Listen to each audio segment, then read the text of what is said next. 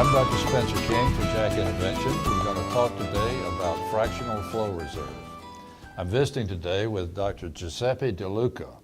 Dr. De Luca is Aggregate Professor of Cardiology at Eastern Piedmont University in Novara, Italy, and has a very interesting paper, trying to get a handle on intracoronary adenosine as opposed to central intravenous. Now, as I'm remembering it, when the fractional flow reserve was popularized, and the gold standard, I guess, is the central administration of systemic adenosine.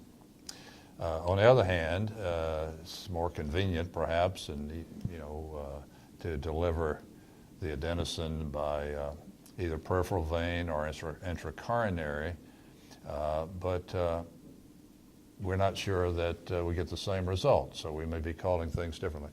Tell us about your trial in this dose escalation.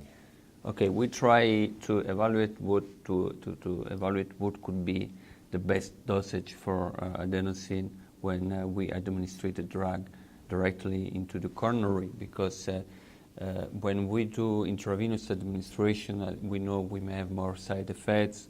It's more expensive, takes more time. So far, few studies have investigated what could be the right dosage. Is still unknown. In the beginning, we started with very small dosages years ago with 10, 20 micrograms.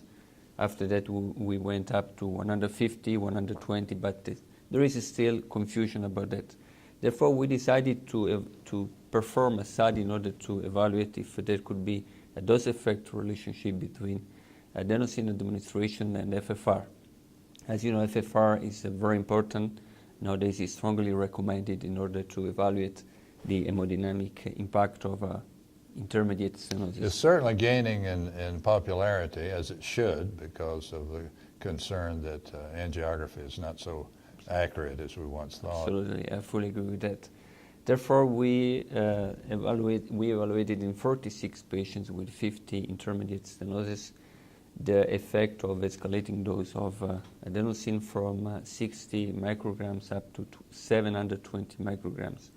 What we found that FFR, there was a significant relationship with the highest percentage of patients reaching a significant FFR less than 0.75 with 720 micrograms. We had only few side effects, especially in patients with right coronary artery. As we know, adenosine may induce bradycardia, even AV block. And in these patients, we had an AV block, but in no case we needed to implant a pacemaker. So it's relatively safe, but what you found was a dose-related response. Yeah. That to get up to the maximum vasodilatation and the maximum flow. Given that, what do we do with this information? Do you find, is there an answer? Is there one dose that we should be using? Yeah, I would recommend at least to go, nowadays it's recommended to give 150 micrograms. I would suggest to go up at least with 360 micrograms, what we did in our study, and in case of a borderline lesion, I would recommend to go up to borderline values. I would recommend to go up at least to 720 micrograms as we did in our study.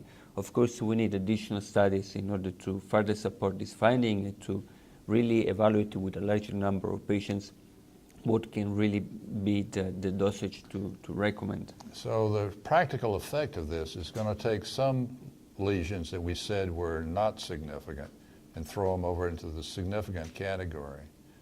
So what's your prediction? I mean, is this 10% of intermediate lesions? Is it 50%? It was about 20% of our lesion became significant when we increased the dosage of adenosine. So more adenosine means more stents. Yeah. But maybe appropriately. Yeah, absolutely. Yeah.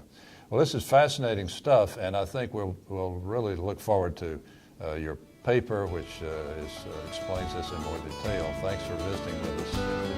Thanks for the